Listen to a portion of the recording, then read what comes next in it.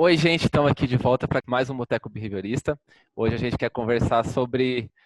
Na verdade, a gente quer viajar um pouco e discutir um pouco sobre como seria o mundo pós-Covid-19, o mundo pós-coronavírus, ou pelo menos depois dessa pandemia que a gente está vivendo agora. Eu sou o Felipe, psicólogo, psicoterapeuta, estou aqui com o César e dois convidados para discutir sobre isso. Vamos primeiro fazer as apresentações. Então, em ordem alfabética, primeiro vai ser o César. Bom, então, boa noite, pessoal. Eu sou o César Rocha, sou um dos criadores do Boteco. Sou pós-doutorando da USP, sou doutor em psicologia, especialista em filosofia da ciência. E é isso, acho que a ideia, enfim, é discutir algumas coisas sobre esse drama todo que todo mundo está vivendo coletivamente. E acho que uma das coisas, e agora falando como ansioso, eu fico muito tentando antecipar os cenários futuros, o que vai ser depois.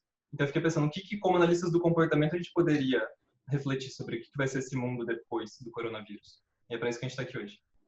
Então tudo bem? Eu sou o Dan Josuá, eu sou psicólogo também, psicoterapeuta, tenho mestrado em psicologia clínica e acho que talvez de importante aqui, eu tenho um blog onde eu tenho discutido coisas desse tipo na UOL. Algumas coisas que eu vou falar aqui estão de alguma forma a semente ali. Uma coisa que a gente sempre gostou de fazer aqui no Boteco é chamar outras pessoas que também fazem divulgação científica, né? Então, o Dan, para quem não conhece o blog dele, o link já está aqui embaixo, vai lá dar uma olhada, porque vale a pena. Meu nome é Fernanda, acho que é a terceira vez ou quarta que eu estou participando, mas já faz um tempo que eu não participava do Boteco. Eu tenho mestrado em psicologia pela Universidade Federal do Paraná, agora acabei de entrar no doutorado, Alexandre vai me aguentar mais alguns anos ali, e eu gosto de estudar essas reflexões envolvendo cultura e análise do comportamento, né, para além da clínica, que já é um outro contexto onde eu atuo, e para mim a questão do corona trouxe bastante reflexões, assim, tanto pensando nas pessoas que eu atendo no consultório, pensando em como isso vai ser, que mudanças que as pessoas vão trazer para a vida delas depois desse cenário, até pensando numa escala mais global, né? Pensando em como a gente, com análise do comportamento, pode, de repente, pensar nesses cenários para tentar trazer alguma contribuição de como a sociedade pode se estruturar e as pessoas podem se estruturar para esse período ali, que é difícil da gente prever, mas a gente pode ficar especulando um pouquinho, né? Acho que a ideia é essa, viajar um pouco, especular, porque se a gente ficar o dia inteiro só olhando notícia ruim na televisão, a gente surta também, né? Então vamos viajar um pouquinho. Ô, César, um dos estímulos para esse boteco de hoje foi aquele texto do, como que é o nome lá, do sul-coreano? Então, na verdade, foram dois textos. A gente gravou um boteco já, né, sobre a Covid-19, com a Luana Flor e com o Júlio Camargo. A gente estava preocupado em começar com uma perspectiva mais geral de o que está sendo feito em políticas públicas, porque muitas políticas públicas são informadas pelas ciências comportamentais, e depois ir mais para o nível individual, de algumas questões de manejo pessoal durante esse período de quarentena, etc. E foi um boteco que acho que a gente deixou muito mais perguntas do que respondeu qualquer coisa, então a ideia é a gente tentar fazer mais alguns para tentar ir contornando essas, contornando não, né? Tentando não contorná-las, tentando enfrentar algumas dessas questões. E uma das coisas que eu acho que me deixou um pouco angustiado, uma das coisas que a gente estava discutindo naquele primeiro boteco, foi sobre como que a gente poderia ou não abrir mão de um controle coercitivo por parte do Estado para poder organizar os indivíduos numa situação em que você precisa de uma organização rápida e efetiva das pessoas e para algumas coisas parece que se você não apela para medidas mais coercitivas, isso não estava funcionando. Desde a questão das pessoas não saírem na rua, até controle sobre medicamentos, né? Tinha aquele medicamento que daí saiu um boato que, né, poderia ter algum efeito, daí o governo teve que proibir a venda sem receita médica. Então, as relações interpessoais têm que ser cada vez mais e mais mediadas, né, por um poder central e de forma coercitiva, né? Em vários países, eles já estão aplicando, por exemplo, multa para quem sai na rua, né? Então, nós não estamos em lockdown, né? A gente está num isolamento social voluntário, com muita campanha de conscientização, mas será que a gente vai chegar num ponto que a gente vai precisar disso? Como ansioso, eu fico muito nessa questão de antecipação, né? O que vão ser os cenários futuros de tudo isso que a gente está vivendo? E daí saíram uma série de textos, tem um post bem legal da Political, que é um site, que daí eles convidaram 34 pensadores diferentes para fazer breves reflexões sobre o mundo pós-coronavírus, mas teve um texto em especial que chamou bastante atenção, que foi do Harari, que é o autor do Sapiens, de Uma Breve História da Humanidade, E é um texto que ele publicou na Financial Times, ele está aberto para quem quiser ler. E ele começa o texto com uma questão, ele propõe que, nesse momento de crise, a gente vai ter que... É um momento que a gente vai ter que fazer algumas escolhas importantes, principalmente quando a gente sair dessa crise. E a primeira dessas escolhas vai ser o que ele chama de uma escolha entre vigilância totalitária e empoderamento cidadão, e a outra escolha é o que ele chama entre isolamento nacionalista e solidariedade global. Eu acho que essa primeira escolha que ele fala entre a questão da vigilância totalitária versus empoderamento cidadão é o que me interessou mais e que acho que a gente poderia botar aqui para discussão, que tem a ver com o seguinte, os estados, os países da Ásia, aparentemente lograram mais sucesso para conter a pandemia. A gente viu isso na China, a gente viu isso na Coreia do Sul. Só que esses estados, para conseguir fazer isso, eles dispuseram de uma série de mecanismos do que o Harari vai chamar de, acho que é vigilância biométrica, vigilância... Ele usa alguma expressão específica para isso, mas enfim, que é desde você monitorar as pessoas pelo GPS do celular até o que isso futuramente não vai poder se transformar em, sei lá, você tem um sensor das suas medidas fisiológicas para o governo estar podendo te monitorar em relação a isso.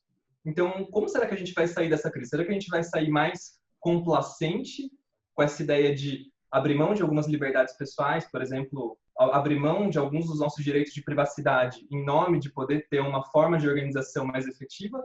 Ou será que existe alguma outra saída para isso? O próprio Átila e a Marina, para quem assistiu o Roda Viva na segunda-feira, um biólogo, que tem feito algumas projeções, ele antecipou isso, de como as respostas que alguns países asiáticos tiveram à crise é algo que nenhum país democrático, modelo ocidental, pelo menos, conseguiria. Então, quando a gente sair dessa crise, né, como será que a gente vai sair? Será que a gente vai sair mais complacente com isso? Qual seria uma alternativa? O Harari coloca nessa ideia que ele chama de empoderamento cidadão como uma alternativa a isso, que é fazer com que as pessoas se tornem mais conscientes, e daí por meio de divulgação científica, por meio de uma imprensa mais atuante, para que isso possa ser feito sem você depender de uma vigilância ostensiva e coercitiva sobre as pessoas. O que vocês acham disso? Vocês acham que é utopia? Vocês acham que a gente chega lá, que a gente está chegando lá? Ele cita algumas tecnologias que são, tipo, desde monitoramento, no sentido de eu ter que reportar de tanto em tanto tempo minha temperatura, se eu tenho sintomas ou não, etc. Mas até, por exemplo, o uso de câmeras com sistemas, por exemplo, de reconhecimento facial, que a gente sabe que já tem, né, que já existe. O que garante que com o fim da pandemia, depois que passar, se esse tipo de vigilância vai também parar, se não vai continuar? Exemplos históricos de algumas medidas que foram tomadas e que acabaram se tornando permanentes, né? De algumas coisas que entram para ser apenas emergenciais acabam se tornando permanentes. Acho que isso pode ter, assim, sei lá, lados bons e lados ruins. Por exemplo, a gente conseguiu aprovar quase que a toque de caixa, com alguma resistência, obviamente, como sempre, por exemplo, uma renda mínima para as pessoas que vão ficar sem renda agora. Isso é um projeto que estava aí há muito tempo. Isso talvez seja uma coisa boa, se a gente conseguir tornar isso uma coisa permanente, se for economicamente viável, obviamente, para depois. Porque uma coisa que ele fala também no início do texto é que momentos de crise, eles aceleram processos históricos. Então, coisas que jamais levariam meses e meses de deliberação ou mais tempo, você resolve, às vezes, em questão de horas.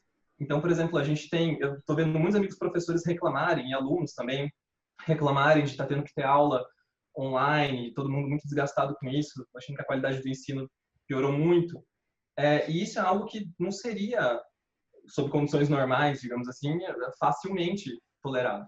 Mas numa crise isso se torna, né, ok, tolerável, mas será que isso também não pode, então, se tornar, uma vez que você vê que, olha, é economicamente viável, etc., será que isso também não corre o risco de se tornar mais permanente? Pensando nessa questão da vigilância ainda, eu fiquei pensando o quanto que essas situações de crise, né, elas fazem a gente ter que questionar e colocar, trazer à tona alguns valores que estão controlando tanto comportamentos individuais quanto das práticas da cultura, né? Então, por exemplo, normalmente a gente não precisa ficar pensando tanto entre essa contraposição de valores como liberdade versus saúde, que é o que eles colocam. Até numa visão skinneriana daria para a gente falar de liberdade versus sobrevivência da cultura, né? E eu acho que é muito difícil, porque mesmo que a gente tenha clareza desses valores, eu acho que normalmente ele tem a ver também com um dado que ele é mais quantitativo, né? De quantas mortes e quanta liberdade eu perco, qual é a gravidade desse vírus e quanta liberdade eu vou perder.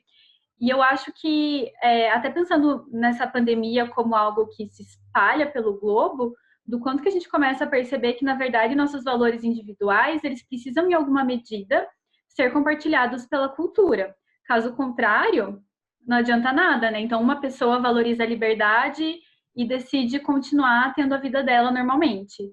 E outra está mais preocupada com a sobrevivência, com a saúde, do quanto que essa individualidade que a gente imagina e que muitas vezes prioriza na nossa cultura, ela tem limites, né? Esses limites, eles ficam muito claros quando a gente pensa nessa pandemia, né? Não, então, é que eu acho que a gente às vezes tem que tomar cuidado para não se perder em uma falsa dicotomia da diferença entre individualidade e coletivo, né? Como se esses interesses fossem necessariamente contrastantes. Eu acho que o que oportunidades como essas vão colocar para a gente é que não necessariamente são. Inclusive, geralmente em crises, o que se mostra, né, é que as pessoas que mais sofrem são as pessoas que são presas dentro de um sistema isolado. Então, um exemplo que eu acho muito interessante é o que os americanos chamam da grande onda de calor em Chicago. Morreram 700 pessoas em poucos dias por calor em Chicago. E quando foram ver quem foram as pessoas que morreram, foram as pessoas que estavam isoladas socialmente. E a mesma coisa acontece em furacões, em grandes tragédias naturais e todo esse tipo. E aí, o que eu acho que a gente não pode se perder é que, por exemplo, quando a gente está falando de distanciamento social, né, a gente não está falando de isolamento social, a gente está falando de distanciamento físico, tentando retomar a proximidade social. E eu acho que a gente não pode se perder essa ideia de que existe possibilidade de individualismo a longo prazo para qualquer um de nós. O que eu acho que momentos como esses mostram é que a gente depende de uma cadeia de eventos e uma cadeia de comportamentos, de uma quantidade de pessoas para sobreviver, que a gente mal se dá conta no nosso dia a dia, né? Eu posso achar que eu estou isolado, ou que os meus direitos individuais que estão controlando o meu comportamento. Mas a verdade é que eu participo de uma teia de vários comportamentos causando, né, mudanças no mundo que sim controlam o meu comportamento. Então, eu acho que a pergunta qual é a cultura que vai dominar? E não se é individualismo, né? Se é uma cultura voltada para essa aparente liberdade, né, num extremo, né? Esse aparente individualismo num extremo, ou no outro extremo, esse totalitarismo Big Brother descrito lá pelo Harari. E aí, se eu posso fazer uma ponte, eu vou ser o chato da turma, eu geralmente sou o chato da turma, mas eu vou ser o chato da turma e vou falar qual é a minha questão com o Harari. Eu acho que ele tem ótimos insights, mas ele tende a dar um pulo para além do que ele domina. Então, sei lá, pegando um exemplo do que ele coloca lá no texto dele. Ele fala que o Estado de Israel, em 48, iniciou um estado de emergência e que não saiu até hoje do estado de emergência. Dentre as coisas que ele cita do estado de emergência, ele fala de liberdade de imprensa, que foi controlada no estado de emergência, e liberdade para fazer pudins. E aí ele coloca um parênteses engraçadinho, né, dizendo que o pudim foi liberado em 2011. E vamos combinar, né, gente? Não era esse o elemento importante do estado de emergência, né? Enfim, deve ter algum contexto lá em 48 que não faz mais sentido. Mas o que parece mais importante é liberdade de imprensa. Israel hoje, é difícil alguém dizer que não é um país com liberdade de imprensa. Né? Com todos os problemas e críticas que a gente pode ter ao Estado de Israel, ele é um lugar com liberdade de imprensa. E aí, como ele vai, às vezes, colocando essas pequenas armadilhas no texto dele, numa hora em que a gente está falando sobre colocar um chip para verificar se a gente está com raiva do líder da Coreia do Norte para ser perseguido politicamente. E, gente, a gente conhece suficientemente de comportamento para saber que, assim, a gente não está próximo disso. A gente mal consegue definir raiva. Quanto mais tem um chip embaixo da nossa pele que consegue dizer isso, e cá entre behavioristas, né? Desconectado das relações ambientais a qual essa pessoa está ligada. Então, se tem preocupações importantes, né? O que a gente vai fazer com as liberdades que a gente concedeu aos governos em momentos de crise? Eu acho que a gente tem que tomar cuidado para não imediatamente dar o passo para o Big Brother. Para o Big Brother, não o programa de televisão, né? Para o Big Brother do Orwell. Né? Porque a China já era esse estado. Como, se a gente pegar para o Brasil, o que vai escancarar é os absurdos que já estão aqui. Né? Eu tentei escrever essa semana sobre as fases da quarentena. E a verdade é que é impossível. Porque, eu estou aqui numa casa onde eu tenho um quarto, onde eu posso ficar absolutamente isolado. enquanto minha esposa e minha filha brincam numa varanda. O tipo de efeitos psicológicos e sociais que eu vou sentir são absolutamente diferentes do que em outros contextos no Brasil. E aí, de novo, né, o que vai ficar escancarado é o quanto a gente esquece dos pequenos privilégios, né, de gostar da sua casa, né, Felipe? É. Porque É isso, privilégio, a gente tem que reconhecer isso, né? Você tá certo. E porque é completamente diferente das outras coisas que vão estar acontecendo. Então, para mim, o difícil é como é que a gente pega todas as coisas geniais que esses gringos estão falando e a gente traduz para a nossa realidade, que são, muitas. Putz, o problema do brasileiro vai ser o excesso de controle estatal dos grandes governantes? Me parece que não. E prometo, o último ponto. Tem um cara de ficção científica muito legal chamado Ted Chiang, que ele escreveu o livro que deu origem àquele filme A Chegada, que é muito bom, por sinal. E ele foi chamado, né, para falar, putz, o que ficção científica falou sobre isso tudo? E aí o que ele diz é assim, surpreendentemente pouco, porque é esse tipo de vírus que a gente está vivendo, se fosse escrito como está acontecendo num livro, a reação do leitor ia ser, mas por que os líderes só não deixam de ser meio burros? Não funcionaria como esse tipo de enredo, né? Porque no final das contas a gente precisa dar conta de que, além de tudo, a gente está vivendo um momento de farsa política. E onde essas farsas políticas vão ficar evidenciadas. Eu acho que a preocupação do Harari, eu acho que há preocupações legítimas e outras que talvez soem, como eu acho que pode ter soado, um pouco ou alarmista, ou não sei, né? Porque ele já leva para essa questão de um mundo distópico. Soa como ficção científica mesmo, e por isso que eu achei legal de ler o texto. É uma viajada, mas tem que saber lembrar que é uma viajada. Vai, César, continua. Total. Não, e assim, e não é só uma questão, eu acho que é uma questão de você olhar os dois lados da moeda. Por exemplo, no Brasil mesmo, se não me engano, foi no Recife, que já estavam usando o monitoramento por GPS. Não sei se era para saber só das pessoas que já tinham testado positivo ou não, mas se vocês, a gente pode deixar depois o link aqui para a notícia sobre isso. Então, assim, isso já começa a ser usado. Talvez seja uma antecipação, não sei, prematura demais do que ele está fazendo.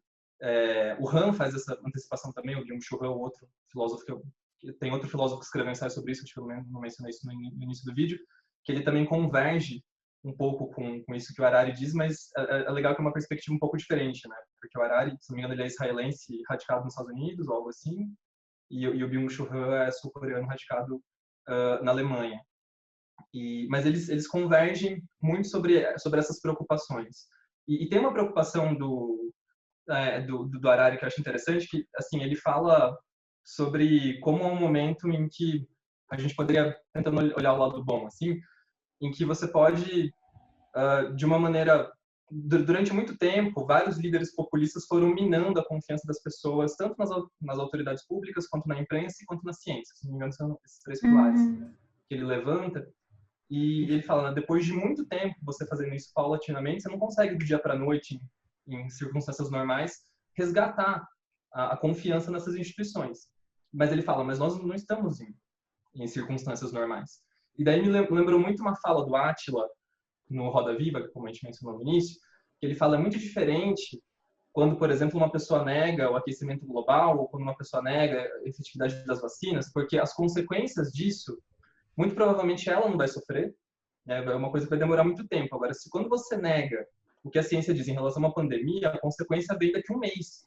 É muito rápido. Então, você sente a consequência da sua própria negligência. Então, talvez, tentando olhar para o lado bom, apesar de toda a desgraça envolvida, seja uma oportunidade de resgatar isso, né? E a confiança na ciência, na imprensa instituída, etc. A gente está no momento... Naquele capítulo do Skinner, Por que não estamos agindo para salvar o mundo, ele fala mais ou menos a mesma coisa, né? Porque a maioria das coisas que a gente tem que fazer, tipo lidar com o aquecimento global, as consequências são muito a longo prazo para as outras gerações, e esse tipo de consequência não controla o comportamento, né? A gente está num momento único de contiguidade em relação ao papel da ciência. E acho que por isso que a gente tem que ser muito cuidadoso em o que a gente comunica sobre o que é ciência e o que é previsão e controle, né, em ciência. Porque não é o que eu acho que o público médio acha que é. O público médio acha que o relatório do Imperial College está dizendo o número de mortes, né? Então, se você fizer isso, vão ser 2 milhões de mortes nos Estados Unidos. Se você fizer isso, vão ser 500 mil. Se você fizer isso, são 200 mil. Se você vai no relatório, né, para a mídia do artigo do Imperial College, é mais ou menos isso que está escrito. Se você vai no resumo, já é um pouco, né, putz, olha, é uma projeção, mas é isso. E se você vai pro artigo mesmo, você vai ver o seguinte, puta, olha, a gente está levando em conta dados do governo chinês. Quem sabe que tem falhas, como, por exemplo, as relatadas no artigo tal. E vão precisar ser renovadas de acordo com a taxa de transmissão que está sendo reestabelecida. Aí assim, né? E assim por diante, etc, etc, etc.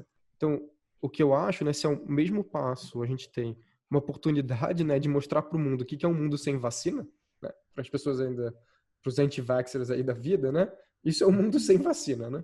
A gente precisa tomar cuidado para que, ao mostrar a importância da ciência, a gente não venda em excesso o que a ciência pode fazer. A ciência, ela é fantástica porque ela é construída de balizas, né. Putz, errei, eu posso voltar atrás, não tem problema.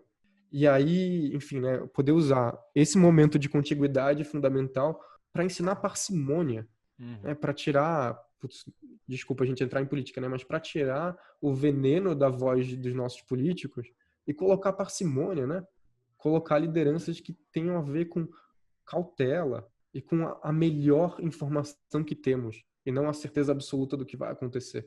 O que é difícil para a maioria das pessoas, né? Eu fico pensando quantas pessoas... Vou dar um exemplo bem bobo, assim, quando eu dava essa disciplina em que eu ensinava um pouco a raciocinar o pensamento científico, eu gostava de usar muito o exemplo do ovo, né?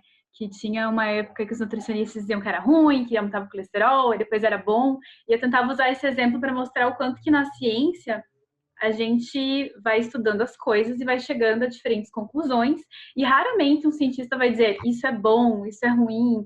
A gente vai trazer algum estudo mostrando dados com todo um cuidado de entender as limitações e também a especificidade daquele conhecimento. Então, eu sinto que parte da população não está preparada para esse tipo de informação em que a gente não consegue dar essa certeza que muitas vezes as pessoas gostariam que a gente pudesse dar, né? E o paradoxo é assim, mesmo sendo um conhecimento incerto, você convencer as pessoas de que ainda é a forma de conhecimento que para resolver determinados problemas humanos ainda é mais confiável. Eu acho que essa é o paradoxo com que a gente tem que lidar.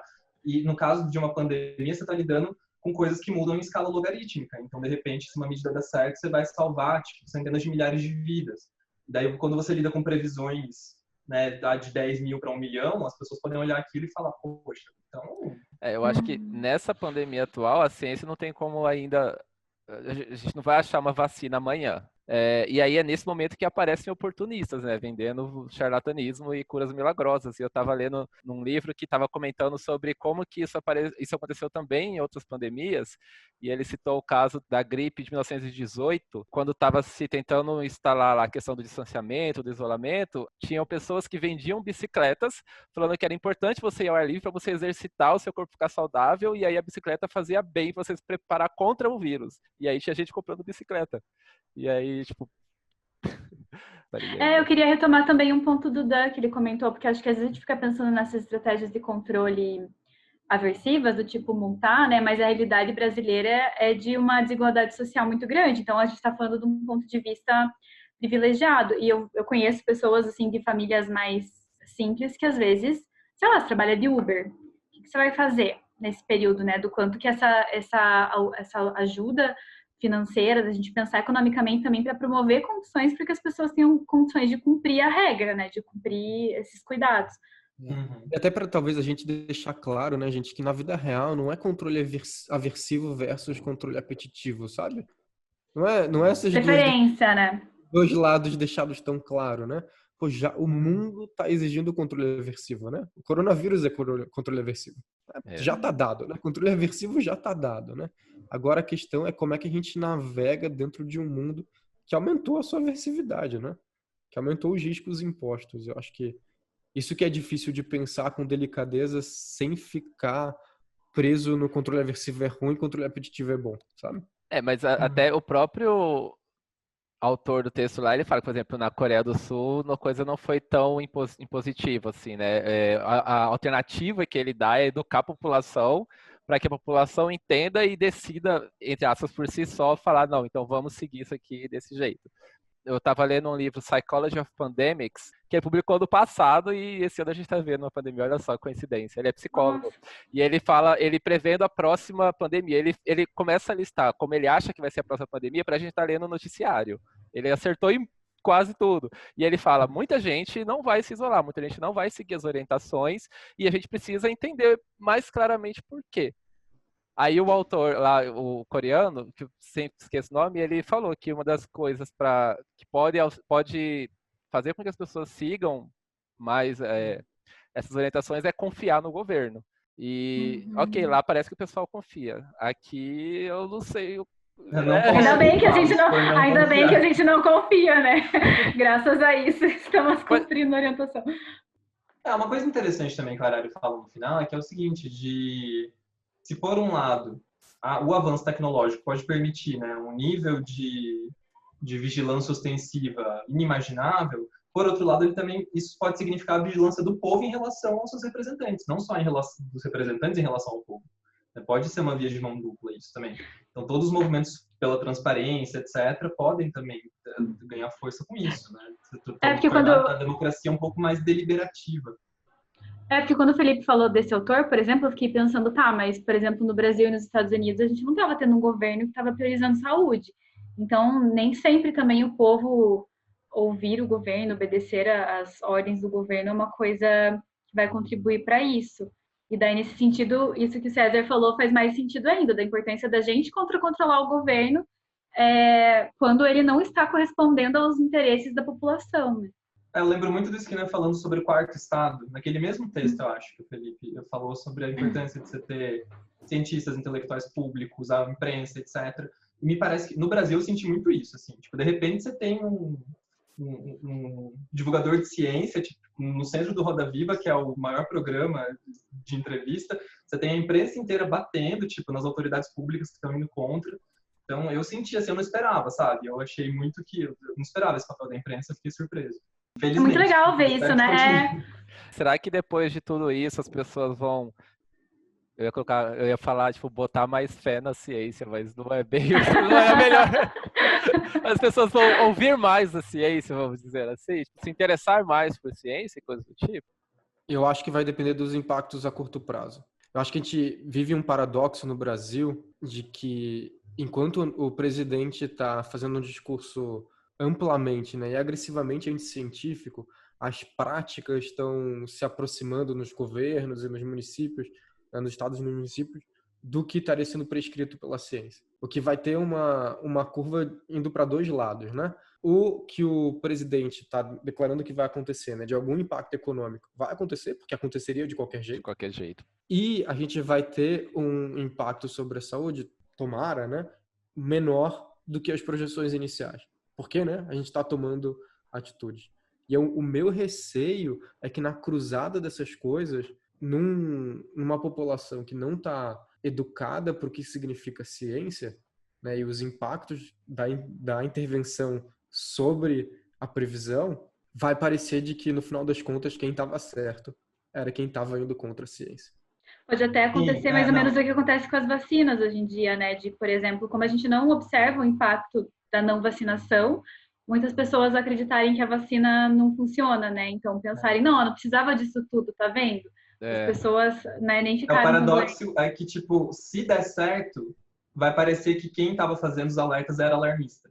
Esse é o paradoxo. Daí a culpa vai recair justamente sobre quem fez a coisa certa. O que é louco, o que faz colocar de uma maneira triste, talvez seria melhor para todo mundo não dar 100% certo. Porque qual que é o problema dessa pandemia? Ela não vai ser a última. Se ela não se torna uma oportunidade de mudar as políticas públicas e mudar o lugar de ciência no combate a inimigos, vai para colocar assim, que diz respeito a cientistas. Quem vai resolver isso vão ser os cientistas. Quando eles colocarem a vacina daqui a 1 ano e meio e quando eles estão prescrevendo o isolamento, distanciamento social nesse momento. Agora, se isso não vier junto com uma mudança do discurso desses políticos, eu tenho dúvidas se a gente vai ser mais ouvido. O Datafolha que saiu ontem ou anteontem, acho que não ontem, ontem à tarde, mostrou que o Bolsonaro teve uma leve queda na popularidade dele, não muito alta, mas dentre os apoiadores dele, os 35% se mantiveram ali iguaizinhos, apoio veementemente. E aí mistura isso num mundo onde a gente tem uma quantidade de informação tão gigante para todo mundo, é difícil, se a gente não tem figura de autoridade para onde olhar, saber em quem acreditar. Porque chega com todo respeito, né? O Roberto Justus e faz um vídeo que chega no meu WhatsApp fazendo uma conta super de padaria. Uma conta de padaria. Não é assim que funciona, né? É uma conta que mostra que ele não sabe como uma curva exponencial funciona. Que ele não sabe qual é a crueldade de uma PG. Puta, é matéria da 8ª série. Mas não tá na conta dele, né? E vem, né, de uma forma que parece super técnica e dá a sensação de que, putz, era exagero dos cientistas que estão lá no Imperial College se reunindo para fazer essas projeções com curvas matemáticas sofisticadas. E, de novo, se o meu receio é que o discurso do Bolsonaro, no final das contas, seja politicamente vantajoso para ele e desvantajoso para a ciência. E aqui não estou falando de partidarismo, né? Estou falando da importância que ciência vai ter no mundo. Porque se a ciência vence com um impacto econômico que vai acontecer de qualquer jeito, enquanto outra pessoa está dizendo só o problema vai ser o impacto econômico, e que as pessoas sentem o impacto econômico, a contingência que vai controlar o comportamento delas vai ser o impacto econômico. Obviamente, duvido que tudo isso seja muito consciente da parte do nosso excelentíssimo. Mas esse é meu receio, né? De que no meio desse lugar fantástico para a ciência tomar o lugar de protagonista, pode ser que isso não aconteça.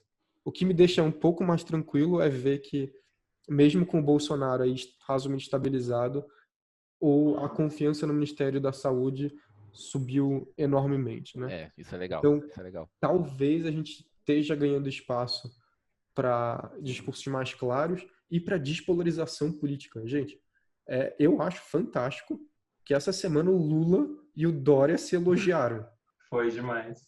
Porque, de novo, assim, independente de gostar de um ou de outro, não é esse o ponto, né? O ponto de que pode ter lugares onde a gente possa se concordar a partir de um modelo de decência e ciência, e não a partir de um momento de ideologia. O Átila falou também, o pessoal estava discutindo que tem muita gente criticando o Átila, fazendo um vídeo falando mal dele e tal, e será que a gente faz resposta? Vamos fazer um vídeo, fazer isso? E aí ele falou uma coisa que eu achei super sensacional, que ele falou assim, cara, ele falou, eu acho que não precisa, e de novo com aquela ideia, né, de que as consequências vão vir em poucas semanas do que eu estou falando, então não precisa a gente ficar batendo boca, e nós que somos cientistas, somos educadores, divulgadores, o que a gente pode fazer é isso, é de continuar divulgando ciência, e se apegar principalmente a problemas que são mais atuais, por exemplo, a gente educar como ajudar os idosos a aprender a utilizar aplicativo do banco, por exemplo, né? Ou como ensinar a analisar um gráfico lá para a pessoa que está do meu lado e acreditando no vídeo do Roberto Justus, por exemplo. Então, tem outras formas da gente educar e mostrar o valor da ciência e de conhecer ciência. Aí, puxando para a gente, psicólogos, né? Em países que mais sofrem com pandemia, lugares onde a gente vê aí altos índices de pessoas doentes, pessoas perdendo a vida, os familiares, a gente vê muitas pessoas perdendo muitos reforçadores, entrando em episódios depressivos, pessoas que sobrevivem, mas ficam com sintomas de ansiedade, estresse pós-traumático por até um ano depois, né? Então, a gente como psicólogo, acho que a gente tem muito o que fazer e é aí que a gente entra como... Bom, a gente está falando de acreditar em ciência porque não acreditar nos psicólogos também, né? Aí é hora da gente mostrar a nossa importância também, ajudar a população E aí talvez a gente possa começar a falar de como cuidar dos indivíduos, né? Porque, por exemplo, 10 anos atrás, quantas pessoas vocês conheciam que faziam terapia online? Eu acho que, assim, algumas coisas que a gente tem que lembrar. As evidências que a gente tem sobre atendimento online são de que os efeitos são muito semelhantes aos atendimentos presenciais. Sim. Né? Então, que muito da nossa resistência tem a ver com as preferências pessoais dos terapeutas. Eu posso dizer da minha. Para mim é 20 vezes mais cansativo estar vendo uma tela o dia inteiro do que estar ali na presença de outra pessoa. Mas os estudos que não são ótimos, né, mas que tem sobre atendimento online, tendem a mostrar que as perdas não são grandes, né? E de que é isso, né? Putz, quanto que não vai beneficiar milhares de pessoas que talvez só poderiam fazer psicoterapia desse jeito, porque agora a gente precisou emergencialmente admitir o que a ciência já vinha descrevendo, né? Então as perdas são muito menores do que a perda de ficar sem terapia, por exemplo, para quem está precisando. Mas vocês que estão na clínica, eu fiz um post meio de autorrevelação no Facebook, várias pessoas comentaram, porque eu tenho um quadro de ansiedade generalizado que está sob controle, mas uma coisa que eu fiquei surpreso comigo mesmo, eu queria saber se tinha mais pessoas assim, e daí eu vi alguns terapeutas comentaram e falaram que viram isso inclusive em sessão de supervisão, com outros terapeutas vindo com vários clientes, que clientes ansiosos não têm experimentado tantos níveis de ansiedade quanto outros que não têm alguns quadros crônicos. Talvez porque já estavam em terapia, já tinham ali certas estratégias para lidar com situações semelhantes. Vocês têm visto coisas parecidas? Que hipóteses vocês teriam para isso? O que vocês têm visto chegar? O que vocês anteveem? Legal. Vai ser uma coisa parecida com, sei lá, com estresse pós-traumático ou, sei lá, como o Dan disse, não tem como você fazer uma antecipação desse tipo porque as pessoas vivem em circunstâncias muito diferentes. Então não tem como antecipar qualquer tipo de cenário geral. O que vocês diriam? Não dá para antecipar e aquela coisa, né, do psicólogo que responde depende para tudo, ou então cada pessoa é uma pessoa. É para falar da ansiedade. Bom, acho que vou falar de modo geral, assim, porque eu fico pensando que a gente estava discutindo nos benefícios e nas diferenças, na verdade, dessa vida online de casa, né, do que a vida que as pessoas estão acostumadas a levar. E eu sinto da importância da gente pensar naquele repertório bem de flexibilidade comportamental, assim, né? Uhum. Que é da importância de, nesse novo contexto, a gente poder explorar o ambiente de uma forma diferente, adquirir novas formas de se comportar, mas sabendo, não sei, eu tenho discutido muito com as pessoas que eu atendo a importância de entender que é um momento difícil mesmo, sabe? Que a gente vai ficar mais ansioso, que provavelmente a gente vai ficar mais triste, e a gente vai tentar pensar em estratégias para amenizar esses impactos, mas é compreensível que as pessoas estejam ansiosas, não durmam tão bem, não sejam tão produtivas, que a relação online tenha benefícios do tipo ver mais amigos que moram longe, que eu sinto que tem acontecido de eu ver mais meus amigos que moram longe, mas os amigos daqui, comparado com a conexão que eu tenho normalmente, ela fica pior. Eu não acho tão gostoso marcar uma coisa online quanto marcar presencialmente. Então, também um pouco dessa aceitação dessa fase que a gente está vivendo e aceitação de um certo nível de desconforto emocional, mas ao mesmo tempo com essa flexibilidade de pensando em repertórios alternativos. Isso eu estou pensando em umas coisas mais generalistas, assim, que eu tenho abordado em sessão. Assim. Eu concordo, mas assim, César, meu chute sobre os ansiosos, tá? Aqui, de novo, o problema é que a gente chama de ansioso um grupo de respostas muito diversa, né? Mas eu diria que várias das pessoas que são ansiosas estabelecem estratégias de controle, né? Para diminuir esses estados aversivos. E são bem-sucedidos em geral, sabe? Conseguem manter. Esses vão ter problemas agora. Os ansiosos que fizeram um trabalho, né? Seja em terapia ou ao longo da vida, de tolerância a mal-estar e a situações adversas, talvez eles já tenham ferramentas que pessoas que não são ansiosas não têm. E assim, de novo, né? Como vai depender de contexto, eu acho que eu tenho visto, né? Assim, que as pessoas que estão mais sofrendo, pelo menos que eu tenho acompanhado, são as pessoas que têm muita dificuldade com questões ligadas à ansiedade de morte e, enfim, e toques de contaminação, né? Porque, putz, é um contexto que vai evocar esses problemas, né? Essas respostas. Então, eu sinto que é isso. Mas eu sinto, ao mesmo tempo, que vão ter ondas, né? A primeira semana, eu acho que foi a semana da desorganização, então os meus pacientes têm déficit de atenção, têm problemas de automonitoramento, estavam com muita dificuldade. A segunda semana, eu acho que é segunda semana, assim, né? Segundo período, né? De uma ansiedade mais difusa, mas ainda sendo passível de controle via autoafirmações, né? Não, é temporário, não vai passar. A terceira fase, né? É uma fase que eu acho que esse tipo de resposta começa a produzir desamparo. E aí o que eu tenho visto é ansiosos que ficaram nesse processo estão começando a deprimir, né? E não com psicopatologia, né? Mas como fenômeno comportamental. Né? Estão começando a deprimir pela primeira vez na vida. Porque esse movimento, né, de resolver não está mais produzindo solução. Né? A gente não tem mais respostas claras de quando que isso acaba. E aí, de novo, né? Introvertidos vão ter mais facilidades, extrovertidos vão ter mais dificuldades, né? Inclusive, seu último texto no blog é sobre isso, né? É, sobre isso. eu estava lendo lá no Pandemics também, ele citou o exemplo de Eu acho que o Felipe tinha que fazer uma resenha desse livro comportamental e daí... Ah, seria muito legal. Vamos fazer. Mas ele cita um exemplo que eu achei sensacional, até abri aqui do lado para eu contar para vocês, de atentados terroristas que aconteceram em Londres em 2005, que foram bombas lá, eu não lembro exatamente, mas enfim. Como foi um evento muito traumático para as cidades, aí o governo fez tipo uma avaliação das pessoas para verificar quem poderia estar mais disposto a desenvolver um estresse pós-traumático ou não. Então eles fizeram propaganda em massa e colocaram tipo um número de telefone disponível por 24 horas para quem estivesse sentindo algum sintoma ligar e ter alguém para conversar. Então você ligava, você conversava com alguém e eles faziam tipo um teste breve de tantas questões para avaliar os seus sintomas. Esse que é o screening, né? A avaliação. E aí as pessoas que ligavam eram divididas entre aquelas que iam ser monitoradas, então o pessoal ia entrar em contato depois, ou aquelas em que iam ser encaminhadas para algum serviço de atendimento em saúde. O objetivo era para evitar que pessoas desenvolvessem estresse pós-traumático. E aí, depois de tanto tempo, eles entravam em contato novamente e eles iam monitorando todas as pessoas que passaram que ligaram, né?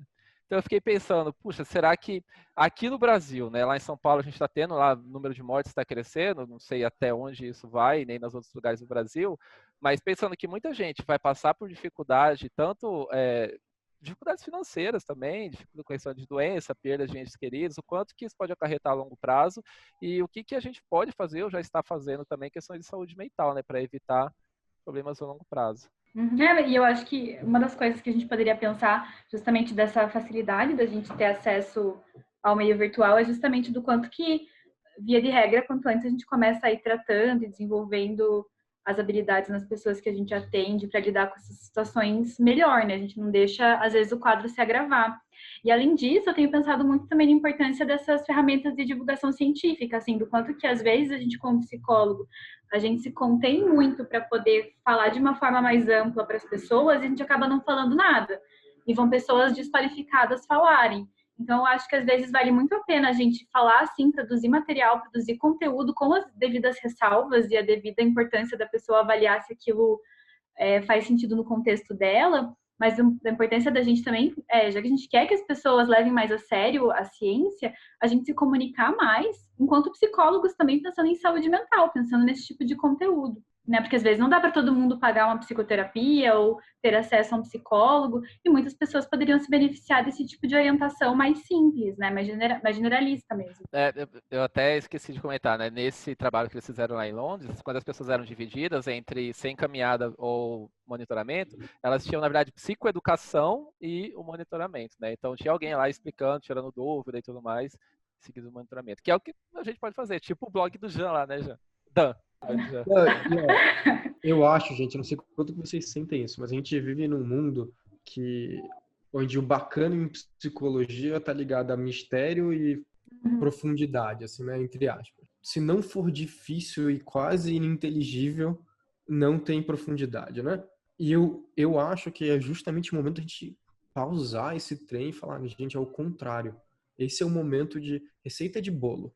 Porque eu não quero falar só com o meu amigo que está no doutorado, sabe? Ele, inclusive, vai fazer as pesquisas dele em inglês e em francês, ele se vira.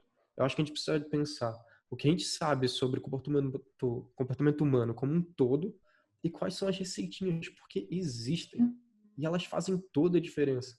A atividade física, frente a esse momento que a gente está vivendo, tem N estudos que têm demonstrado impactos de atividade física exatamente nas coisas que as pessoas estão sentindo. Então, sabe, putz, tá na hora sim de psicólogos irem divulgar e falar assim, olha, atividade física, porque você não é uma mente, você é um corpo.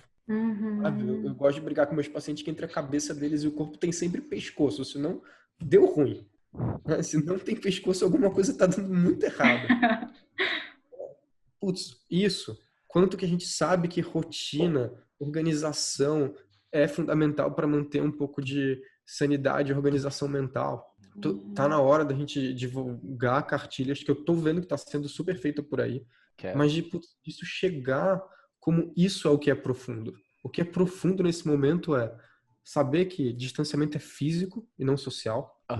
Então, de que, putz, os pequenos desvantagens de estar numa conversa de vídeo com vocês são muito menores do que as vantagens de estar com isso versus estar com nada. De atividade física, de organização, de técnicas para redução de ansiedade, etc. E o que eu tenho falado bastante para os meus pacientes é: isso não pode ser construído como uma pausa até a vida voltar. Esse é um momento onde a gente reorganiza a nossa vida para uma condição especial. Gente, se vocês pararem para pensar, férias, sabe aquele último dia de férias, onde você já meio que vai para casa no final da tarde? E só porque é um intervalo até você voltar, você já não aproveita. Ele já é um dia mais chato do que os outros.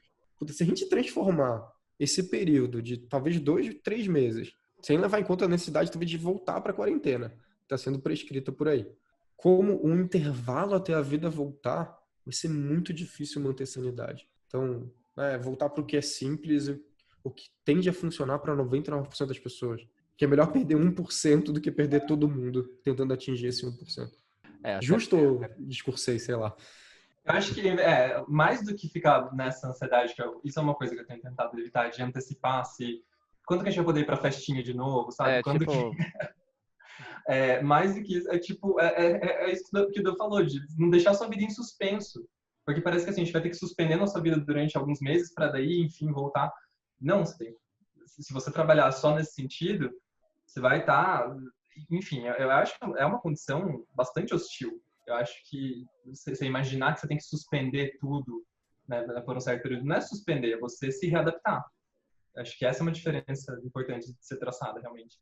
Eu tenho uma coisinha só que talvez eu tenha falado, mas independente de qual é a nossa posição, se a gente está num lugar de ciência versus obscurantismo, estando certo ou estando errado, o nosso apoio tem que ser para dizer: ouça quem sabe sobre isso. Eu, como psicólogo, não vou falar sobre epidemiologia. Ouça quem sabe falar sobre isso. Sabe? Como eu, como psicólogo, não vou deixar com que atores falem sobre saúde mental. É a nossa vez de falar sobre isso. Então, espero que esse momento produza a humildade necessária. Eu quero ouvir economistas falando de economia. Eu quero ouvir infectologistas falando de epidemiologia. Eu quero ver psicólogos e psiquiatras e assistentes sociais falando de saúde mental. Muito, muito bom. Inclusive, você até estava falando mais cedo, né, que esse é o momento da gente falar, educar e tudo mais, e tem tido muita live, né, de todas as áreas, inclusive muitos psicólogos com lives super legais, não só para psicólogos, como para o público em geral. A própria Desirê está arrasando lá no Instagram. Eu já vou até deixar o arroba dela aqui embaixo. Um abraço, Desirê. E vai ter uma da Joana Singer com a Yara Nico, que vai ser muito boa também. Fica a dica aí. Posso fazer uma propaganda pessoal, já que a gente tá falando de lives? Claro! Eu vou fazer uma live com a Natália Marques amanhã, aliás, segunda-feira, 2 horas, falando sobre isolamento social, seus efeitos, como trabalhar isso tanto com autocuidado quanto com cuidado com o próximo. Então, a gente está tentando pensar em temas mais específicos. Assim. E sexta, eu vou falar para o pessoal da Liga Acadêmica de Neurociências da USP sobre, não sei ainda, mas acho que eles vão fazer perguntas e eu vou responder, basicamente. Bom. Então é isso. Então, chega por hoje, já gastou muito tempo, mas, bom, vamos ver quanto tempo essa pandemia vai durar. A gente tem visto os comentários de vocês aqui no vídeo, tem sido bem legal ouvir os feedback de vocês. E se a gente continuar nessa privação social nos próximos dias, provavelmente vai vir um outro boteco pela frente. Acho que esse assunto, ainda tem muito assunto para a gente discutir. É super importante. Acho que aqui a gente fica batendo papo entre a gente, aí quando convida a gente para as lives, a gente já tá mais aquecido, né? Uhum. Vocês que não têm filho, gente, vocês estão cheios de tempo livre, aproveita. É verdade. A Fer tem um filho aí, né, Fer? Uma neném. Cadê? Mostra aí. Olha lá. Minha neném. É Roberta o nome dela. E ela é bem filhote, ela tá destruindo minha casa. É isso, tá gravado. Show, amei. Super legal. Obrigada pelo convite, gente. Fiquei super feliz.